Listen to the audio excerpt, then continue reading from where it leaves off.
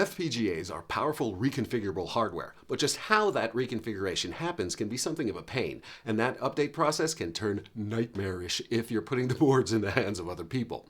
What if programming your FPGA was as easy as copying a file to a USB drive? Hi, welcome back to the lab. So, I've been working on something that streamlines the FPGA workflow, can make your FPGA boards easier to use for everyone, and gives you a host of features beyond just the USB drive thing. And it can work with all sorts of FPGAs. First, I've got this new method that lets you give any FPGA board a virtual storage device for updates. Take that bitstream, drag, drop it, and you're done. The FPGA has been reconfigured. No more messing around with programmers, bootloaders, or even boot buttons. It's just copy over the file, which saves time during dev and is a no-brainer that, anyone could do. That'd be enough to make it worth it, but it gets better. So much better. Imagine switching between designs like flipping a switch. With named bitstream slots, you can do exactly that. It's like having several FPGAs on a single board without messing with bitstreams. I found this extremely useful during dev. And what about clock speed? Normally you have some oscillator and use that directly, or maybe set up a PLL on the FPGA to try and get some other value. But now you can control the base clock rate dynamically, so your PLL can be spot on for any target frequency. With this method of controlling the clocking, you can dial in your FPGA's heartbeat to match the design requirements, whether it's a slow 10 Hz crawl or a blazing 40 MHz sprint. This means that you can test your design under different conditions or adapt the clock rate to whatever's most appropriate. Another cool part, since we have the slots, I added a way to associate a clock rate to each bitstream, so the clock speed can be changed automatically whenever you switch in a design. Lastly, since I was in there and we had USB lines connected anyway, I integrated a system that lets you run commands from USB serial to interact with the chips, or simply bridge the data into your design. Go from computer right to a UART on the FPGA over USB. It gives any FPGA USB serial powers without anything more than UART logic in the design, so you don't have to deal with 48 MHz clocking and a USB stack or anything like that. It's pretty handy for debugging or even in your final product. I think these features could be a game changer in how we design and make everything from testing to use by end users much smoother. It's all open source and you can use it right now, so I'll talk about how I got it working, show you what it can do, and how to integrate it into your own FPGA-based projects. Okay, let's go. First off, let's look at one of my boards as I've been doing them up until now, without this system, as a baseline. This is the Anything Pmod. It's a really sweet board for cases where you're designing Pmod compatible modules or interacting with systems that have Pmod host headers, because it has two peripheral Pmods that can just plug right in. The first neat thing I did with this guy was drive the AY38913 Recreation by Ray. That's a 3-voice programmable sound generator chip, and I needed to grab lots of data from a SPI flash and quickly feed it into the design. So here the board's host port is reading the SPI flash and controlling the ASIC in and binary port to set all the registers and play the tune.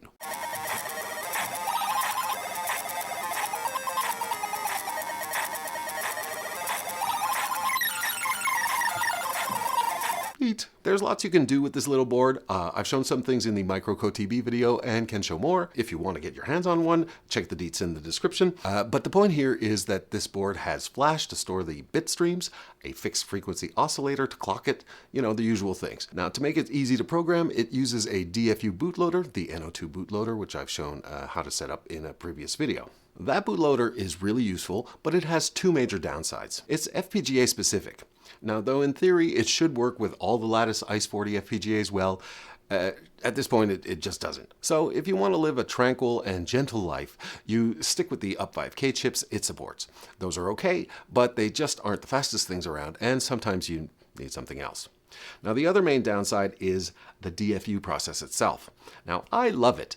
I've never had a problem. I've used it on my computer. I've used the WebDFU interface on everything, even the crusty, dusty Windows laptop I keep around for such tests. No problems. But these little boards I made that fit atop the tiny tape-out demo boards use it, and I can tell you that when you get 50 people in a workshop using them, at least 10 of those will have some sort of Windows driver problem or something stopping them from connecting. It's really annoying, but you have to face the sad fact. It should just work, but it don't always, and I don't have the juice or the clout or the inclination to deal with the USB driver problems. So how can you make things even easier in a way that will let everyone use the board, that's supported everywhere, and will really just work, TM? I've been thinking about this for a while and wanted a method that would always work and be more independent of the specific FPGA used. Well, I got it working. The last video I made about doing testing with hardware in the loop was the start of the answer, a cheap way to support everything for any FPGA. In that video, I raved about the power of the $1 RP2040 chips. Now these things are amazing. What they bring to the table at such low cost is just nuts. So eventually I realized that if I stuck an RP2 chip on the boards, I could have everything I wanted and maybe, just maybe, even get away with still only having a single flash chip in crystal. So the BOM would really only increase by one component, that RP2040, or a Raspberry Pi Pico if you want to keep it simple. This was a promising theory, but the first thing was to figure out if I could get it all working. Cue the late night hackfest. You could tell from my desk environment that things got a little intense. So I played around a bit and found I could connect some random Pi Pico clone directly to the SPI lines of an FPGA on a dev board. Okay, so these jumpers here, they're really related to what you're programming through the FTDI chip. So you can just remove them. And what I have discovered is that this header here with the meso and all that stuff, it actually still goes straight to the FTDI chip, which is then connected to the up5K. So that's great. That means we can bypass the whole ice storm stuff and all the FTDI stuff and go direct. So I'm plugged into the SPI, I'm plugged into the reset, and what we're going to do is reset, hold SS low, unreset, let it realize that it's in slave mode, and then we can beep beep, beep beep, where are you, beep beep? Yeah, then we can talk direct from this guy here. So without all that mess, that's just a Pico with the 4 SPI lines connected to the FPGA and one to control the reset. And that's it. Now with that, I started coding up a system that uses the RP2 CSDK and tiny USB to create a mass storage device and a serial line through a USB. So great, I worked up to having a virtual drive. The question became how to reliably get the bitstreams in there. Because you cannot count on an OS to send the contents of a file to a mass storage device in any particular order. You can't just expect to receive a sane bitstream and blindly write that to flash as you get it. Now that's why a lot of things use the UF2 format for updates. Rather than just send a binary, you take the data and break it into small chunks where each chunk knows where it's supposed to live. Those chunks are UF2 blocks, each of which is 512 bytes. 476 of those are data you can use as an actual payload, and the rest is meta information like the address where it needs to go. There's no checksum or anything like that, which keeps the requirements on the targets low, which is nice. So instead, to ensure the data is actually valid, there are 3 magic numbers, 32 bits wide each, and a family ID, another 32 bits, that can let the receiving side decide that this is actually data it does care about. Now there's a cool Adafruit project called tinyUF2, and that has ports for a number of devices. It doesn't include the RP2 because the Raspberry Pi chips have hardware that handles all that built in already.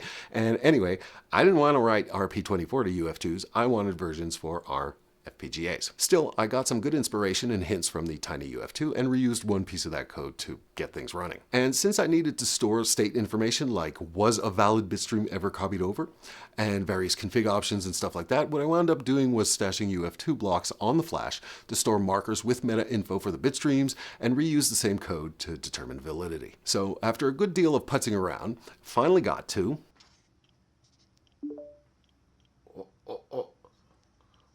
flashing fast. I'll copy over the slow guy. Slow blink. Slow blink. Okay, so once I knew that that was going to work, I wound up extending the functionality a good deal and implementing a pretty sweet and flexible architecture. By the end, here's the recipe I came up with. Start out with what would be a standard FPGA project that has an oscillator and some flash to hold configuration info. Okay, let's introduce an RP2 into the mix. That also needs a flash and crystal, but if it's smart enough, we can store the bitstreams on its flash and program the FPGAs direct from there. Okay, and why not get it to clock the designs too? That way we can dump the FPGA flash and its oscillator. Now we need a way to talk to the RP2, so add in the USB receptacle through which we'll get power and bit streams. Now, since we have USB data lines, we can provide more than just a USB drive and present a serial interface too. Through the serial, we can control the behavior of the RP2, and if we want, even send over the serial data to the FPGA on request, giving it USB connectivity without it even knowing. Now finally, if you have the inclination, you can tie extra I/O from the RP2 to the FPGA. And with that, we have the Riff FPGA. The Riff architecture. Pretty nifty. So how would you get this done in your own project? Well, there are two sides to this, the software and the hardware. Which do you want to see first? Yeah, the hardware. Okay. Now, we saw that we can implement this by tying a Raspberry Pi Pico to an FPGA. It only takes a couple of wires and you're pretty much done. Now, that's the degenerate case. A little more expensive, but it's dead easy. So let's look instead at how you do it on a custom PCB by checking out the specifics of two boards on which I implemented this. The first is this guy. It's an HDMI playground, basically a board based around an ICE40HX, and it's pretty cool. I'd been doing some experiments with HDMI on an HX1K dev board that frankly should not have even worked. I mean, bits trying to go through those janky wires at 250 megahertz. Eeks. But I did manage to, sometimes, get a nice stable image. Now, sometimes it was just awful and noisy. But really, what do you expect with the contraption I stuck in there? If you want to see more about the HDMI stuff, let me know and I'll do a video about that. But the point is, I wound up designing a better board, and it was my first using Riff FPGA. So let's look at that. Okay, looking at the schematic, it has a few things going on, but we'll take a peek at the Riff FPGA specifics and then look at a simpler board next. So the things we care about here are the FPGA and the RP2040. The FPGA needs its own core voltage at 1V2 and a nominal 2V5 dropped through a diode here, though 3V3 would be fine in this case. But one important thing here is to note that there's no flash. Now what's marked as the SDO line is going to MISO and the SDI to MASI, which all makes sense. If we follow the MISO line up, you can see it heads to the RP2 GPIO12 marked as SPI-RX. So okay, master in, that's good. Now what we're doing is having the FPGA as a slave driven by the RP2. To make sure that's how it behaves by default, the SS line has a pull down R27 here. Now that's how you tell lattice FPGAs that they shouldn't try to access the flash themselves and wait for cram programming. Now, other FPGAs will have some means of doing the same, like holding the init-B or done thing in the Xilinx 7, say. Now, anyway, here we just hold the SS low during power-up or after a reset, and the FPGA will wait to be configured. So what we need to get Riff FPGA to handle bit streams for the FPGA is all here. The 4 spine lines, SS held low by default, and control over the reset. An optional but very nice thing to have is to be able to see the done output so we can tell that programming all worked out. Now the other main thing you might want is clocking. Because this is for high frequency HDMI stuff and you're going to see some jitter on the clock coming in from the RP2 PLL, I played it safe and put a DNP oscillator in the scheme as well. Now it's tied to one of the global buffer inputs, so if I need it, it's there. Now however, down here on another GB input, I have clock FPGA coming in. If we follow that up, you can see it's tied to GPIO10 on the RP2. Now, unlike the SPI stuff, which needs to go to SPI-specific pins, unless you want to be sad and bit-bang the protocol, the clock can basically go to any GPIO. So the choice is mostly about routing, which we'll check out in a sec. Now, the RP2, if you're using the bare chip rather than a Pico, requires two things for itself, 12 MHz crystal and some external flash. Now there's nothing too special here. This is basically reference design for the RP2040, and you can see the same kind of structures in all my projects that use the chip, like the tiny tape out demo boards. Finally, you'll want a boot button on there, and to be able to put the RP2040 in boot mode, and a USB receptacle to move the data around. In the layout, you can see I've actually hooked up more than just the minimal requirements. This is the RP2040, and in purple and pink, you can see the SPI control and clocking. The green is just general I/O interconnect, so I can play with the FPGA from the RP2, including the UART bridge lines and just any extra I/O I had lying around. So all you really need is the SPI and clock stuff, and to the right and nearby is the USB port, and its data lines are visible in blue. With just that, you'd have enough to support USB mass storage, multiple bit streams, dynamic clocking, and the serial interface. Pretty neat. So I made a little batch of these guys, pasted them up, got the pick and place to deal with the 5 components that account for like half of the placements, then finished a couple by hand. I did a really nice job there. Really nice. Meaning that after making the boards, during bring up, I realized that I'd stuck all the FPGAs the wrong way round. Good job, Pat. Womp womp. Okay, hot plate to the rescue. After getting it placed right and some rework, because I made a big mess of it, I finally got them running. After all that cleanup, I stuck Riff FPGA on the RP2040, and it was time to see the results. All right, have the board here connected through USB to the computer. On the computer, I've got a UF2 file, so I'm going to copy that over to the FPGA update. Do that. Now it's copying. And what happens? What happens? Does anything happen? Ah, the blinks. The blinks happen. Okay, now that is the easiest update. It was a pain in the butt to get working, but it just works. You copy a UF2 file over, boom, no problem. It just mounted as a drive. Very nice, very nice. From there, I got to playing with the actual board itself, and the good news there is that this setup actually allows me to update the test code and try different combos of clock rate on the fly and remotely from my desktop. I don't even need to get up to press a button. Okay, back to Riff FPGA. This time, let's look at these guys. These little circuits are like baby versions of the tiny tape-out demo boards with an FPGA in place of an ASIC. Though this is an UP5K, the setup is very similar. We'll look at the hardware, but let's have a quick look at using Riff with them beyond just writing bit streams.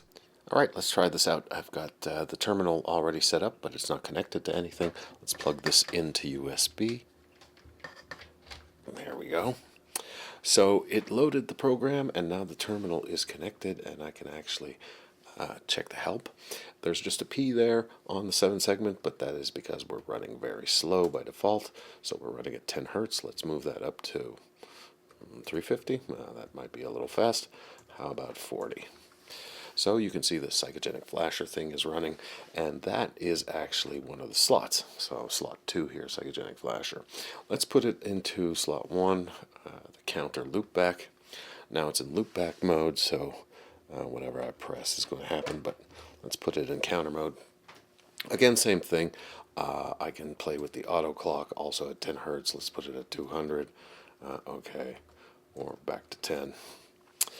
Very cool. Now, I have a bunch of commands I could play with, but if I just want to save this, now it's in slot 1, right? So let's unplug it. Let's plug it back in. And we're back to the counter.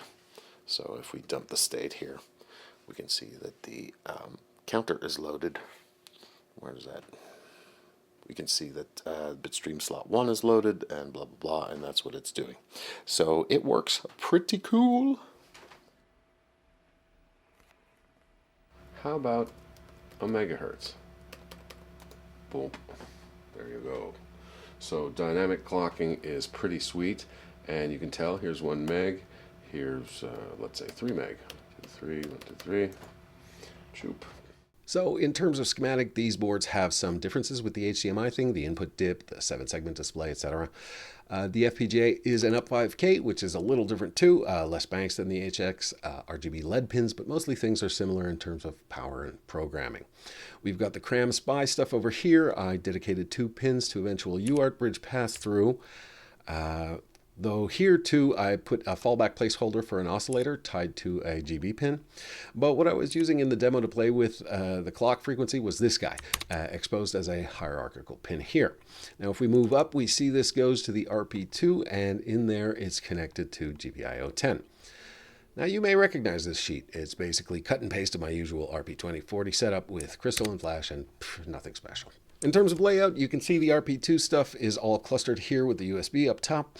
The FPGA components are a bit more spread out, but mostly occupy the bottom half. Now the important wiring is as before with the RP crystal nearby. The SPI lines kept pretty straight and short, as well as the clocking line. We can see it a bit better in the render. I find it looks pretty nice. One thing I might do differently is this reset switch here. In the scheme, you can see I have the switch directly connected to the FPGA reset line. Now this line goes between the switch, the FPGA reset, and the RP2, which must be able to reset the thing too. So if you press that button, the FPGA resets, and when you release it, Riff will sense that and reconfigure the FPGA with the currently selected slot. Makes the firmware a bit more complicated when I could have just had the button go only to the RP2. Whatevs. Okay, so let's say you have a Pico or a custom board you want to get this working with. The hardware is pretty easy, but what about the firmware running on the RP2? Where's that and how's it handled? And then where do the UF2 files come from? So the first thing is to get the firmware. That's all available on GitHub. If you just want to try it out and have a Pico handy, well, there's a precompiled firmware in the repository there that you can use. Put the Pico in boot mode, copy that to the RPI, RP2 drive thing, and the serial device will appear, and so will the update drive. If you want, you can wire this up to an FPGA as specified in the docs, or just play with it unconnected to see how it goes. Now, if you want to customize the wiring, the drive name, or anything else, you'll need to clone the source from the GitHub and edit one file. Inside the project, all the board-specific defaults are defined in one header file under config defaults. You could create your own. Easiest is just to edit generic H here. It's well documented. Well, I hope. Shouldn't be too confusing. There are things you may change, like the name of the board and the drive that's mounted, and then things that you must change to get working. Now, that's mostly just pins. Now, all these numbers are the RP2040 GPIO numbers for the pins. So the ones you'll want to configure are maybe the status LED, definitely the FPGA reset, and the FPGA SPI stuff. Just make sure this matches actual SPI lines on the RP2 so we don't have to bit bang. No, doesn't support that yet. So the program done is good to have, and so is the output you want to use to clock the FPGA. Everything else is optional. Now there's lots in there you can play with, and you should have a look, but what we covered is really all you need. To build it, you'll need to have the Pico C SDK downloaded somewhere, and then it's just make a directory to build, go in there, run cmake, defining the Pico SDK path, and the target here, we're using generic. When that's done, make. It'll do its thing, and after a bit, you'll have a Riff FPGA UF2 you can stick on the RP2040. Okay, so now we have a system that can accept the bitstream UF2s. The design of the FPGA project itself, the FPGA doesn't know and doesn't care about Riff FPGA. So you just need to do the usual things in Verilog, in Amaranth, whatever. You just get to a bitstream. In this case, I've got this syblink bin file here that was produced by IcePack, and that's what needs to get into the FPGA. So the Riff FPGA code comes with a script in bin here, bitstream to UF2. Can you guess what it does? If I ask this for help, we can see all the possible options. Now I'm going to run it targeting the generic board that sets all the magic UF2 stuff. Let's stick it in slot 2, give it a name, and auto clock it at, say, 1 megahertz. Okay, the input file is that bin, the output is what we want to create. Now it's done, I can copy this over to the FPGA drive. And that's it. You could take this UF2 conversion as the last step in a make file or whatever to avoid having to type it, but that's all it is. And I can take that same bitstream, give it a different slot and name, and clock it, say, at a different rate, and upload that without overriding the first one. This is pretty cool. Okay, that was fun. I've got some non-FPGA related videos coming up, but when I get back to it, what are you most curious about? If you want to know about the Anything Pmod or other boards that are coming out, check the link in the description. But what else? You want to know more about the HDMI stuff or how to program the things or what? Let me know. Also, I'd really love to hear about it if you use Riff FPGA in a project. Come back here or through the GitHub, let me know somehow. I hope you found this informative and useful. Thanks a lot for watching, and good luck with all your FPGA projects. Cheers.